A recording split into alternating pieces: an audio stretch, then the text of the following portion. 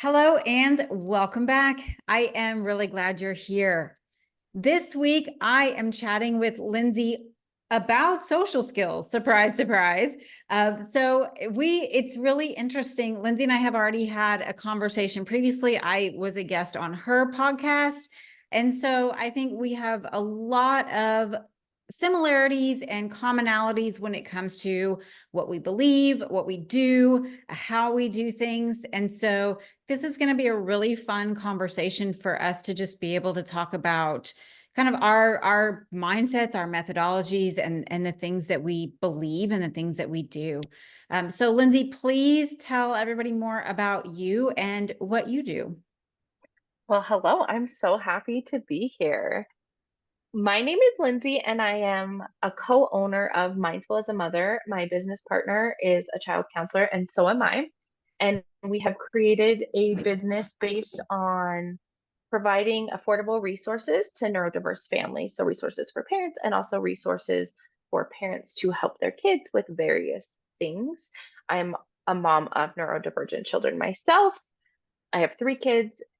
One is 8, and then I have twin girls who are 6. And when my son was diagnosed with autism, I realized that there really weren't many affordable resources or resources in general for parenting neurodivergent kids. And so, because I'm a child therapist, I was like, I guess I'll just create them. Here we are. We're doing it. Yeah, no, that was going to be my first question is what led you to creating your business? And so it's such a I feel like most times when I interview people who are moms, it's that personal story, right? And it's hmm the personal story combined with the passion and the ingenuity that you guys bring to the table. And you put the two together and you're off and running with something.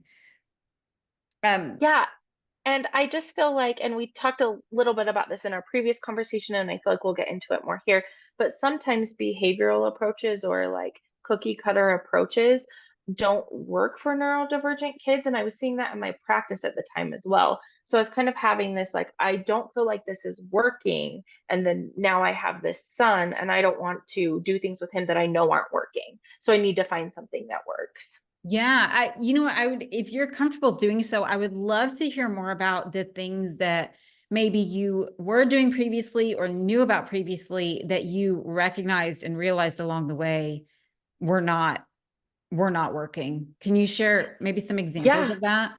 Well, especially related to skills, there was a lot when he was in preschool of teaching him like the general rules of socializing and how he should approach things in a very black and white manner that didn't really leave room for his own autonomy and his own personality.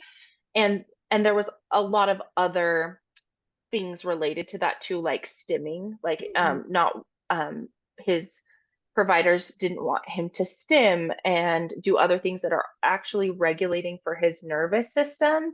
So it was a culmination of things, but the main things were like the social skills piece and more like encouraging masking behaviors.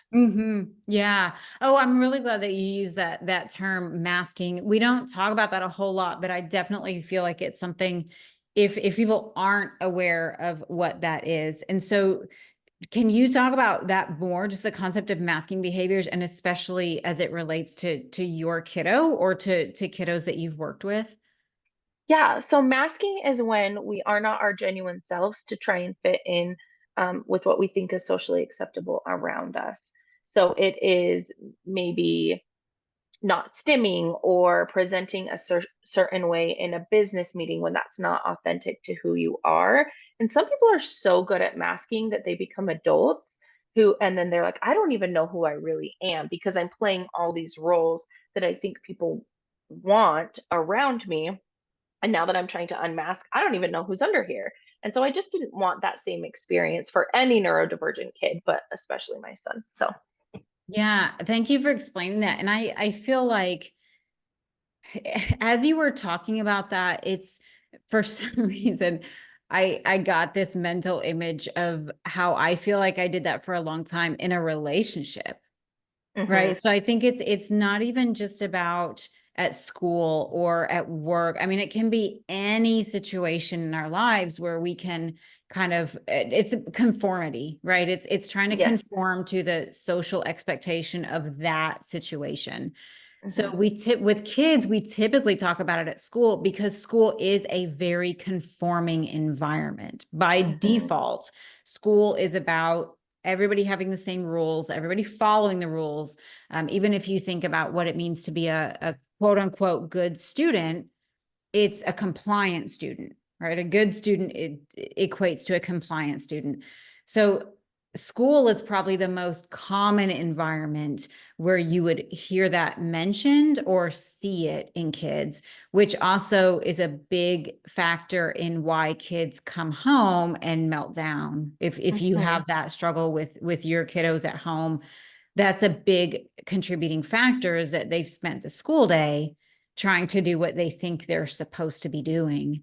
And so then when they come home, they're just out of patience, out of energy, out of everything. But yeah, definitely the workplace, especially depending on um, oh, I just forgot the word that I'm trying to say, but the field that you're in, right? Hmm. Even, the way people are supposed to present themselves, what they're supposed to look like, just all kinds of, yeah, different things like that. Um, okay. Anything else that you want to share kind of about your origin story? No, I mean, I think that's really it. Okay.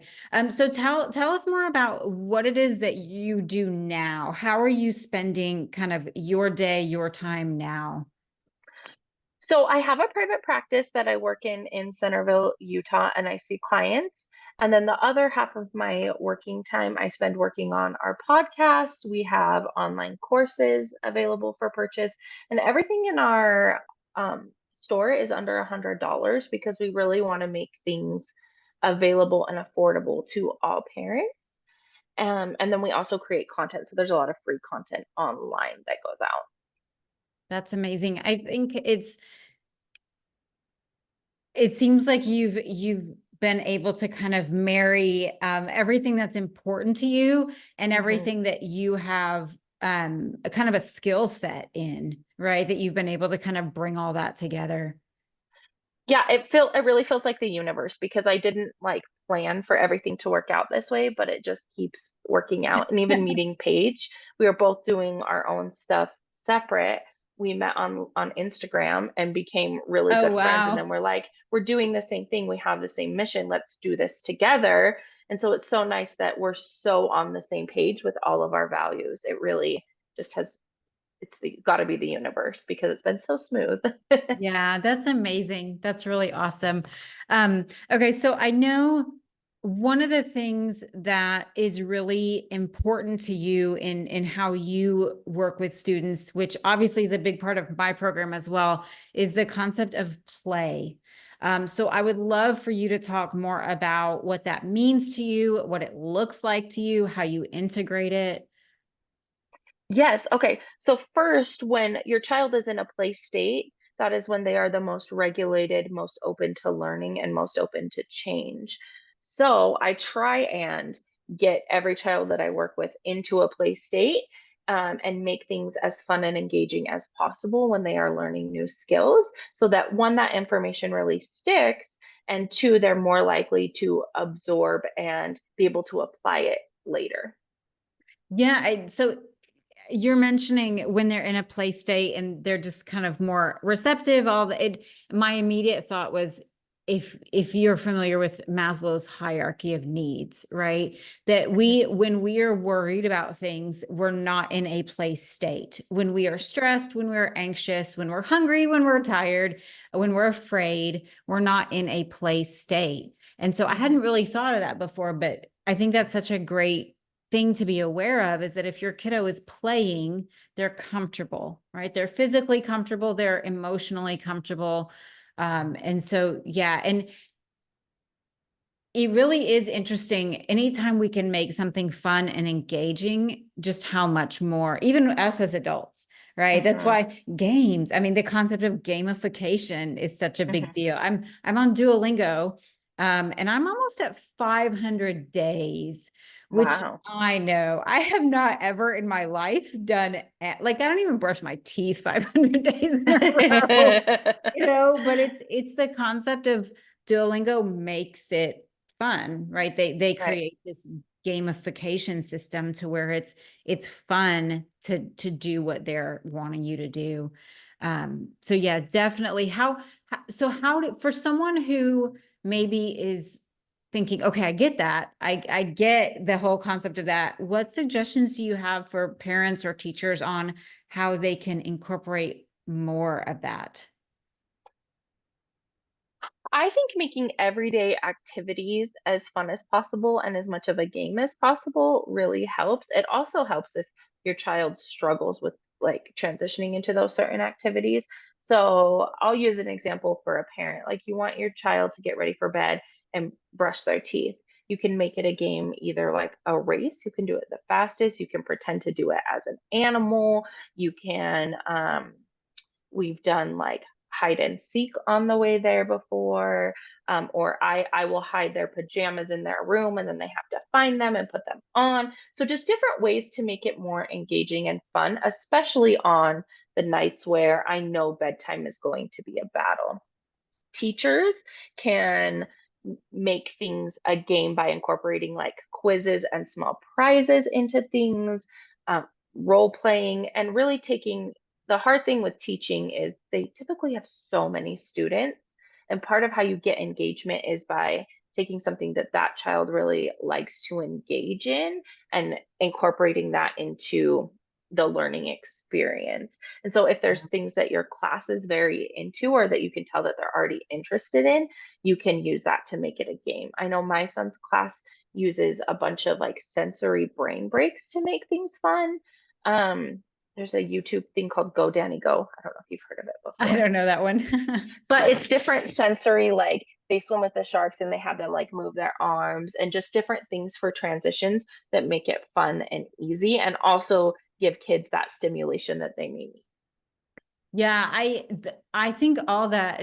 I think our default mode when things are difficult. So even your example of brushing teeth, right? Our default mode is to get frustrated and to become more demanding, right? Hmm. But yeah, if you can totally upend that reaction and that mindset and go into game mode, you'll find just much, much better outcomes. Anything we can make a game. And it's so in my social groups, we're on Zoom. And so it's definitely a little more challenging to be as fun and engaging. But one of the things I do is I do polls on Zoom. And I so I love that. try to incorporate at least 2 per lesson. Sometimes I have like 7 per lesson. And those are just the students are really engaged in the polls. But sometimes what I'll do is, and I started doing this authentically, but then I realized how much of an effect it had, is sometimes I'll ask a question that's a trick question. Hmm. But now I'll preface it and I'll say, this question is a trick question. So I'm not sure if you guys are going to be able to figure it out. Hmm. Oh my gosh, whenever I say something like that, they're like, right. Like they can't wait to see what the question is. So, Hmm. and again, I started doing that authentically. Sometimes I really do throw trick questions out there, but they really, even I did one a couple weeks ago. We were talking about our role in our family and how our Hmm. family is its own type of relationship and what our role in our family is. And one of the big points I made was that there's no such thing as a bad kid. And I said, we all make choices that aren't the best choices, but that doesn't mean that we are a bad kid. And I really kept hammering that point. And so the poll that I did, it said, is there such a thing as a bad kid? And they always have 3 answers, and every one of them was no. But they thought it was number one, they thought it was funny, but number two, it really drove home that point, right? Like I'm very serious about this, and it really drove home that point for them. So yeah, I think turning things into games, sometimes it'll be I started once we learned how to kind of leave a conversation, it's now part of every one of our groups that we leave the conversation, by saying like, when we'll see this person again or whatever. And so, but I do it in the order that they joined class on that day. Oh So God, now, that's like fun. 10 minutes before class starts, I have like a pile of kids waiting to be let into the Zoom room. All because they get to leave in the order that they joined the group that day. So yeah, it's like you can make I let them pick their own name on Zoom. I don't care, right? And Uh-huh. so they're like picking all these crazy, wacky names. But yeah, anything can become a game, and it makes life easier and more enjoyable. And I totally took over that conversation, so I apologize. No, you're fine. I was just gonna say that I think as adults we lose this, right? As we get older and we have more responsibility and we're in the mode of like, let's just get things done. We forget that life is supposed to be fun and it's okay to have fun with the things that we're going to be doing anyway, like putting our pajamas on and brushing our teeth or learning math or going to our Zoom class. Yeah, yeah, absolutely. And I think even as adults, I sometimes do like little incentives for myself, right? Like, okay, we have 5 things to get done today. What do we want to do when those 5 things are done? Or, errands are really taxing for me. It's just so many people and so much to think about. And so, okay, if we're going to go run errands today, what do you want to get for dinner, or something, just finding ways to make things more fun and enjoyable. Definitely. And I think it's a good habit to teach your kids for as Mhm. they grow, right? So even when they're out in college or living independently, for them to be able to do that for themselves, right? To turn things into a game for themselves. Yeah. Yeah. I love that so much. Play should be kind of around everything that we're doing. So, okay. And I know you also, the concept of strengths and interests, which I think is, let me preface this conversation, because I remember when I was in the school system, I think most people who are in this audience have kids or are in the education system, right? And so you're familiar with special education and IEPs and things like that. An IEP is a deficit-based tool, right? Because if your kiddo Mhm. didn't have deficits, they wouldn't have an IEP. So it's a deficit-based tool. But because of that, it becomes kind of our kids' personalities and their strengths and their interests and those kinds of things can very often get buried, because Yes. we're just looking at all the things they're struggling with. So how do you incorporate strengths and interests, and how do you recommend that other people do more of that as well? So the first thing I recommend that parents do is I ask them to sit down and write a list of all of their children's strengths that they can see. A lot of times, especially when you have a neurodivergent child or a child who has deficits or struggles, we get so caught up in where we feel like we need to catch them up that we forget that they usually have superpowers that come with their ADHD or their autism. So making a list and then making a list of all the things you can think of that your child is interested in. So you can find a way to focus on their strengths and bring their interests into whatever you are working on or trying to teach them. I also like to talk with them about their strengths because I think these kids receive so many messages of how they need to do better and how they need to sit still and, all day long. It's always like, you need to fix this, you need to fix this, you need to fix this. That it's pretty rare that they're hearing like, you are such a creative problem solver, or you're such a creative thinker, or you're an amazing friend. So inserting them into conversations and making sure you're trying to balance out that negative feedback with the positive feedback and then connecting with them based on their interests, which sometimes we don't understand, but as parents I Mhm. think it's really important to get involved in those things, because when you get involved you're meeting your child in the world that they are in, and that's where they're in the play state, and that's where you can really have the most impact in whether it's relationships or just bonding or working on other skills. Yeah, absolutely. And I agree with the interest, concept that sometimes We don't maybe approve of their interests. Sometimes we might not understand them. We might not agree with them. But if we focus on what our kids are interested in, even there are some kids whose interests change, right? I remember when I was teaching, I had a student and it was like every semester was something different, but deep. I mean, I remember one semester he was highly interested in tennis and would come to school wearing a tennis outfit most days. I love it. But then the next semester it was dogs. It was like it kind of changed, which was interesting because for most kiddos, it tends to be, pretty consistent. But yeah, I think you can teach so many things through the context of what your kiddo's interested in.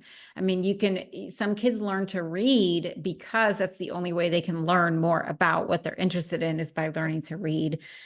Even things like, planning a road trip based around what your kiddo's interested in, teaching your kid money skills based around, them purchasing things that they're interested in.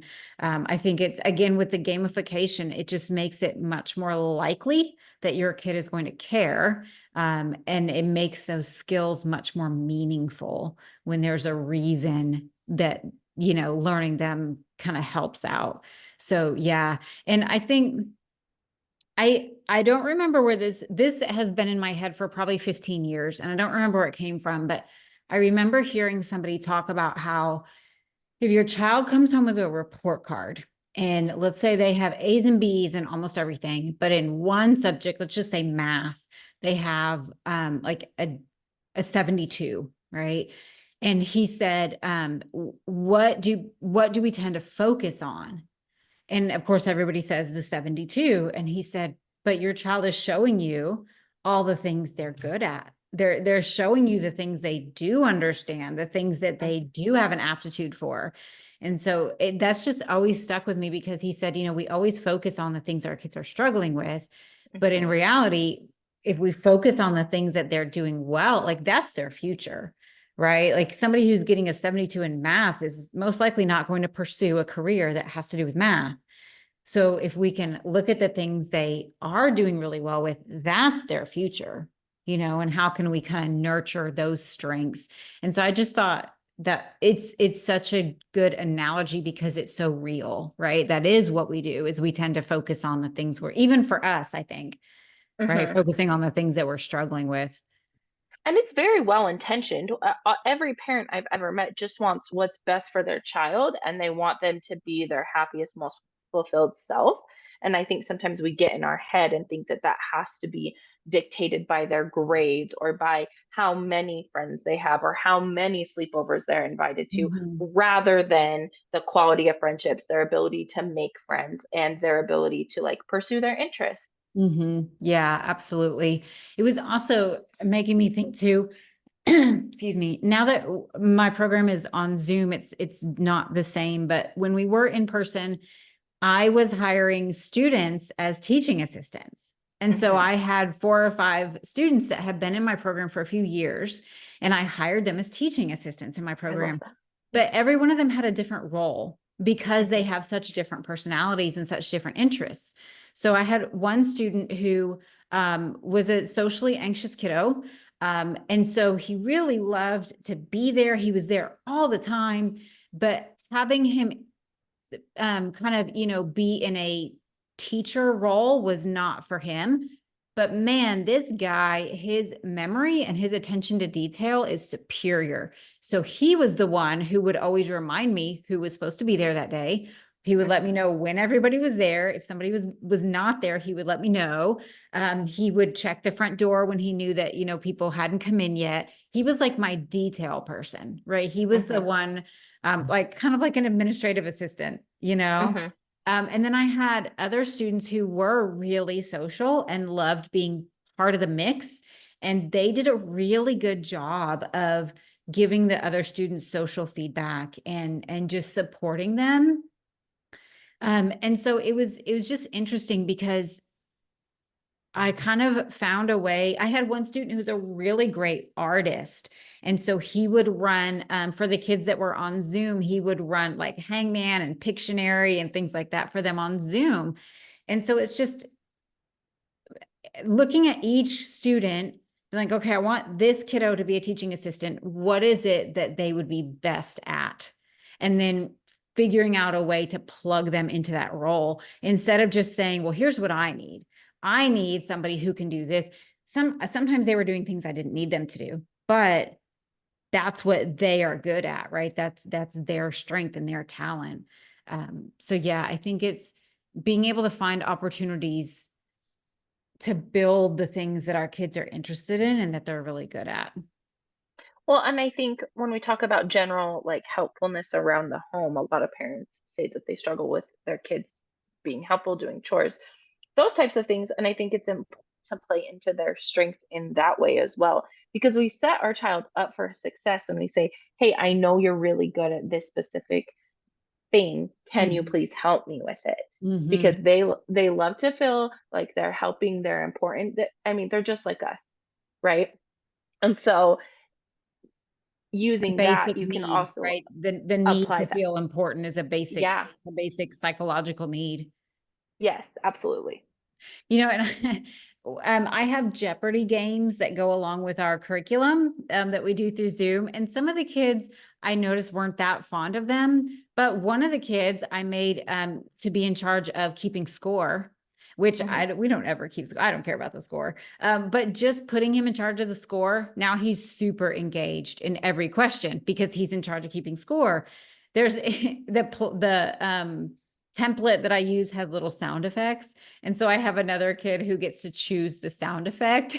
Love it. Again, like he wasn't that interested before, but now he's like, oh, what sound effect? I have a student who, once she heard that we were doing sound effects, she asked if she could play sound effects on her phone, which again, I don't care, right? But it keeps that student more engaged.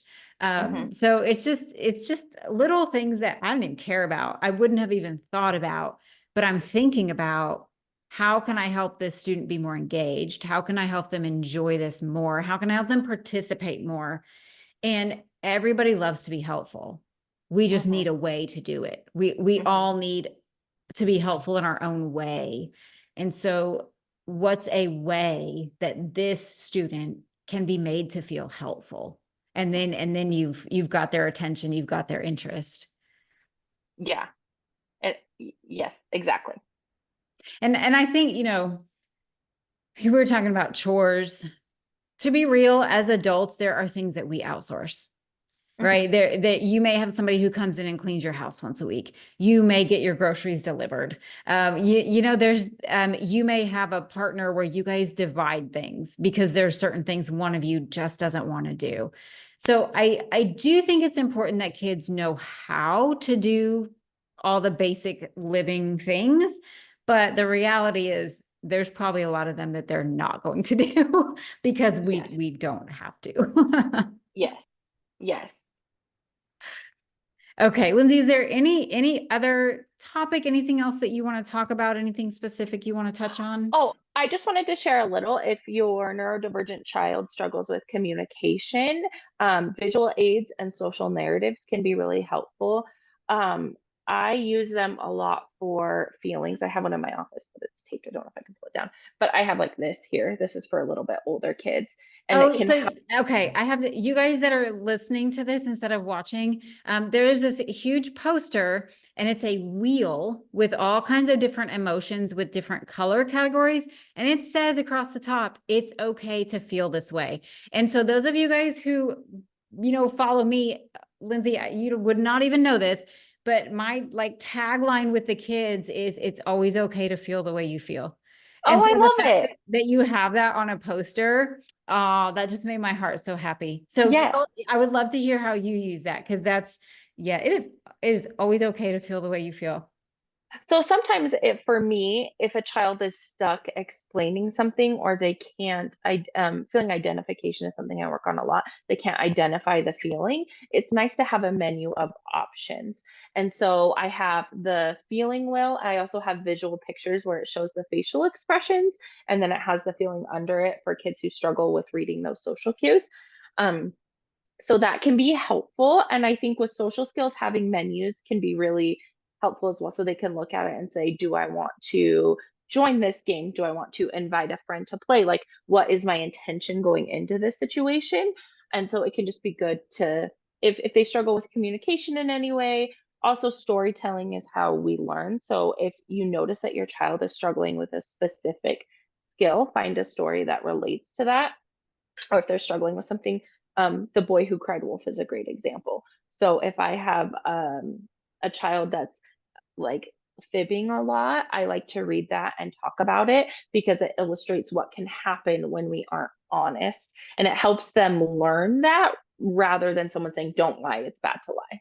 Yeah, yeah, absolutely. That's my concept of you can do this if you want to, but here's the likely outcome, Yeah. right? You can do this if you want to, and here's the likely outcome. So yeah,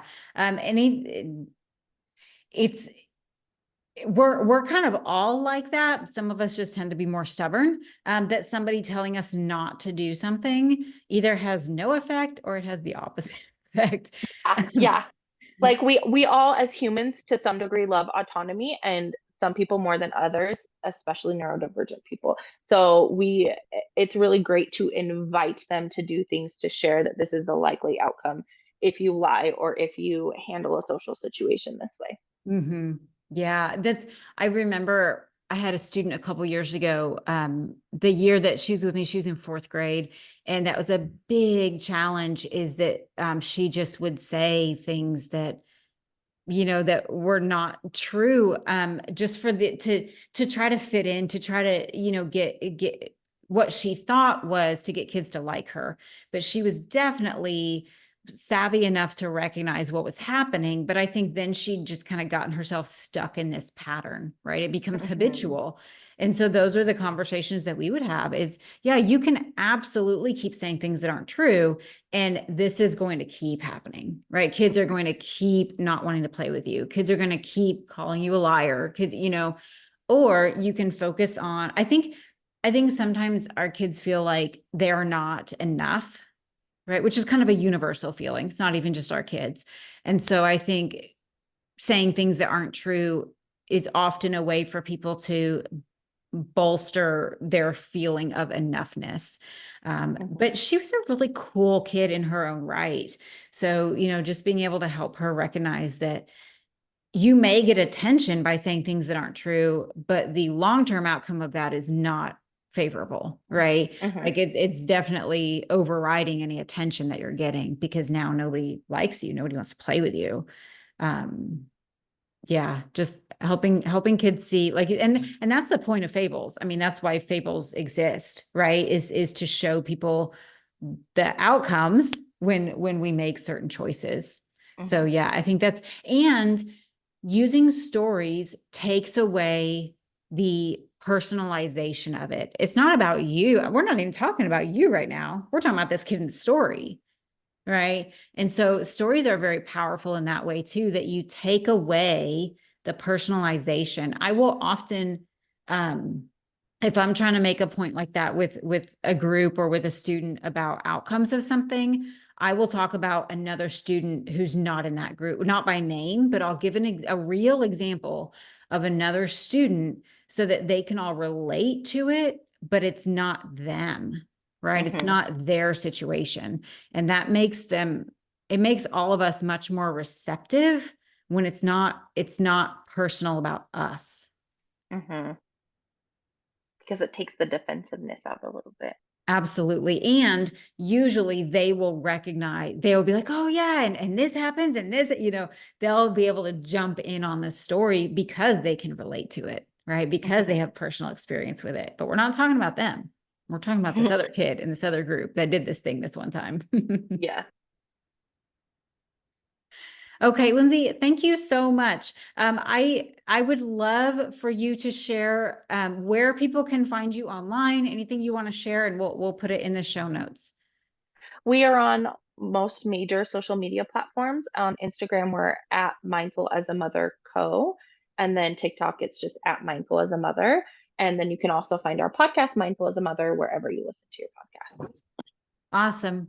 Lindsay, thank you so much for joining me today. This was a really great conversation, and I'm glad that we connected. Yes, I've had so much fun. Thank you. Yeah, thank you to everybody for being here, and I'll see you again next week.